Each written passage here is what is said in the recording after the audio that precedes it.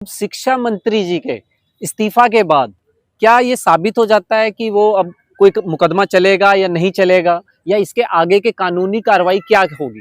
क्योंकि इस्तीफा देने से कोई समस्या का समाधान नहीं हो रहा है। तो आज हम जानते हैं कानून की नज़र में सबसे पहले क्या स्टेप उठाया जाएगा इसके बाद।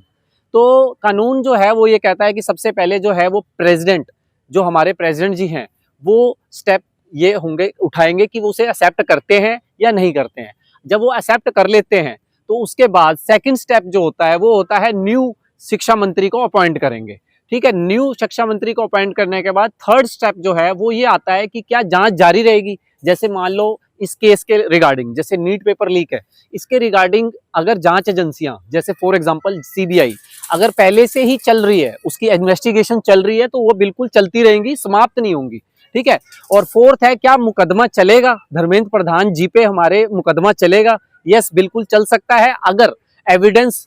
अगर कोई उनके खिलाफ एविडेंस मिला है, या फिर कुछ अगर जांच के अंदर उनकी भूमिका संदिग्ध पाई गई है, जैसे कि पेपर लीक हुआ उसके अंदर उनकी इन्वॉल्वमेंट पाई गई है, तो डेफिनेटली वो चलेगा, मुकदमा चलेगा, ट्रायल चलेगा, उसके अंदर एविडेंस प्रूफ किए जाएंगे और तभी उनको दोषी साबित किया जाएगा।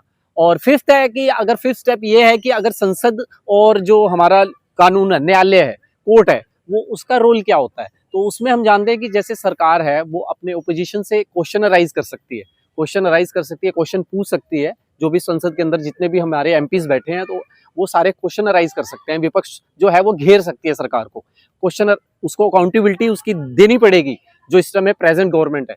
और नेक्स्ट जो है हमारा कोर्ट।